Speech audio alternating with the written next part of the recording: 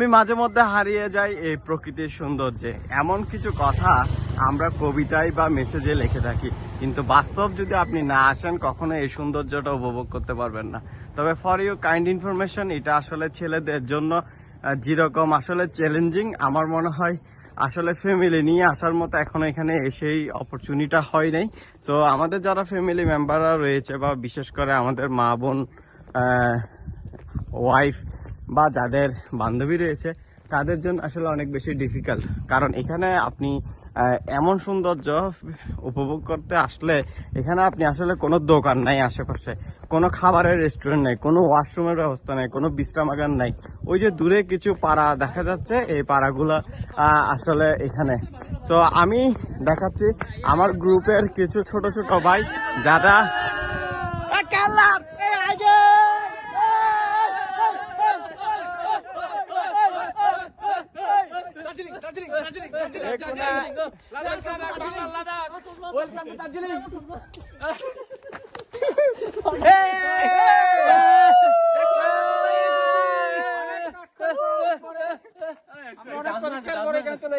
আমরা অনেক দূর চলে আসি। মাসকাওয়াত ভাই, তোমার থেকে কেমন লাগতেছে? আমার কাছে লুঙ্গি ড্রেস লাগতেছে। হ্যাঁ মাসকাওয়াত ভাই, ইন্ডিয়াকে মুক্তি দিয়ে আসলাম। ইয়া ভাইয়া, তোমার কেমন লাগতেছে ভাইয়া? অসাধারণ লাগতেছে, আমার খুব ইচ্ছা ছিল। অসাধারণ ভিউ। নেক্সট আইবেন আর? অবশ্যই অবশ্যই আজিম কথা আই নয়সুম ভাই এর ভাই এর সামনে মাইন বেশি বেরত যায়। নয়সুম ভাই হানত দজি ভাই শেয়ার করো। আজ এ জাল বা ছবি তুলি লেবেলাই। ইয়া সাকর, কত কেমন লাগে? ভাই বেশি ভালো লাগে ভাই। নেক্সট টাইম আইবেন না?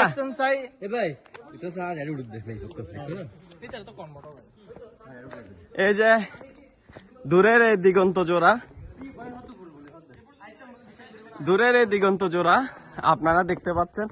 এই যে রাস্তা, এই রাস্তা হয়ে আপনার থেকে পরবর্তী পথগুলো অতিক্রম করতে হবে। ওই সামনে দূরে দেখা যাচ্ছে কিছু বাড়িঘর। সো এই বাড়িঘর ছাড়া এখানে আসলে আর কিছু নাই। হ্যাঁ, এখানে আপনি কোনো হোটেল পাবেন না, কটেজ পাবেন না, কিছুই পাবেন না।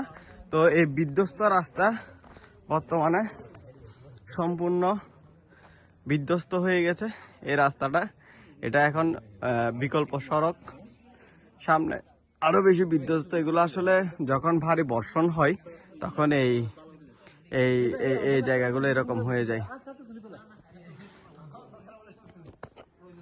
আপনারা দেখতে পাচ্ছেন সামনে কিছু বাড়িঘর। এই বাড়িঘর ছাড়া এখানে আর কিছু নাই। হ্যাঁ, এখানে আপনারা আসলে